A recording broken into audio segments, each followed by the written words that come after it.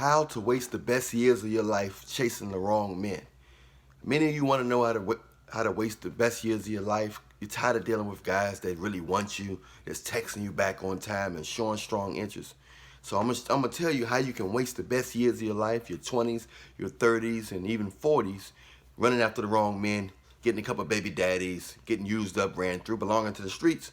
Many of you want to do that. I'm gonna teach you how to be successful in belonging to the streets and getting ran through, having a worn out vag, and just having a whole bunch of experiences, flings, no love, and most of all, you'll belong to the streets and you'll be ran through with no walls. So when you get like 50, you can settle down with a good man that'll take all the leftovers.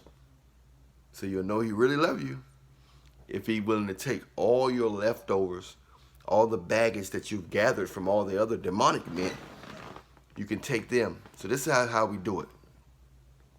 First, what you got to do is got to chase guys that's not interested in you. Guys that's not calling you, guys that's not looking at you when they talking, guys not looking at you when you talking.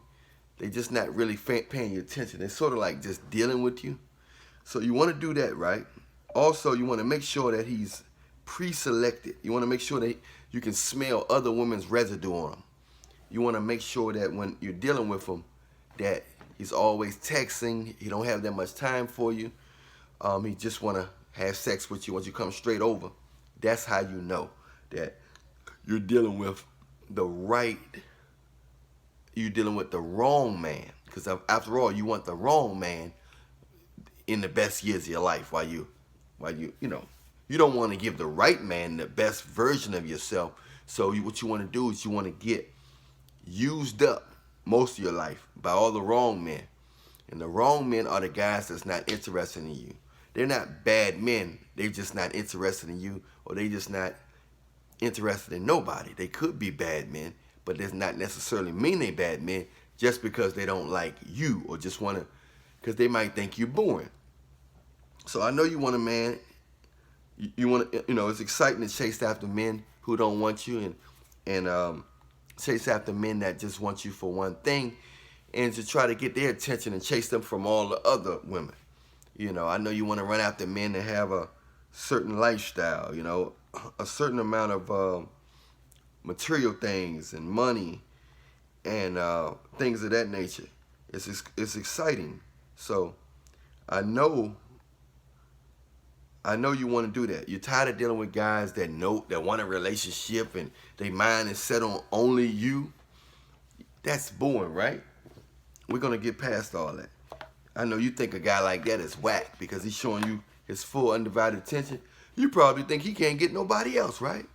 You say, I know he can't get nobody else. If he's showing he got all this time for me, he must be low value. He can't get nobody. So what I'm going to do,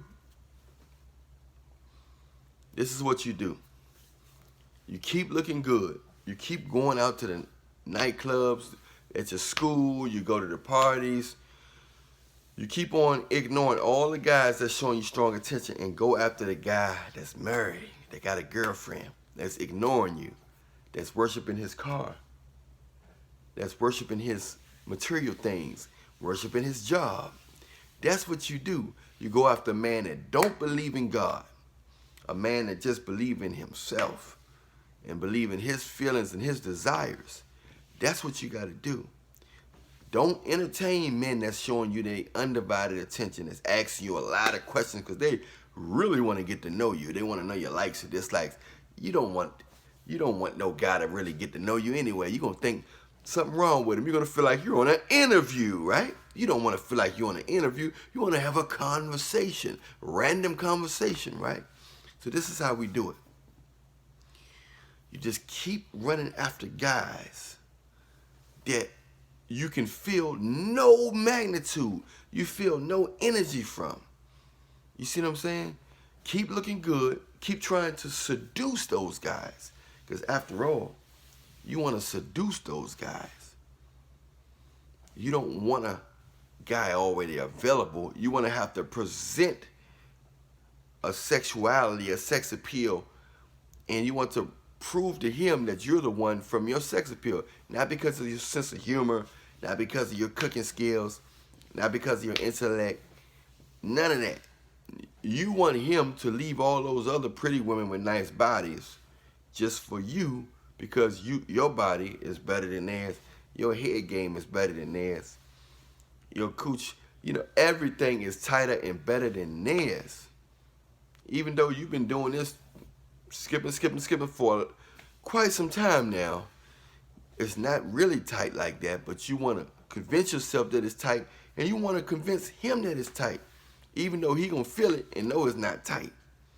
But it's worth the chase, right? That's more exciting than getting a man that's only gonna be for you, that's not gonna bring an STD. The guy that you chasing might have an STD. You ain't worried about that STD. You want some excitement. You want to waste the best years of your life, right? I'm telling you how to waste the best years of your life. Chase after him, the man that's not paying you attention. That's how you do it.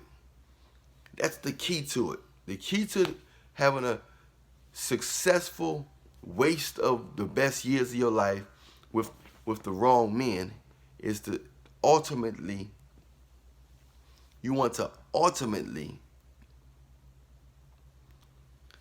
go after guys that you can't have. That's how you do it. Do not pay attention to a guy that's looking you in the eye, that's talking to you. He's too serious.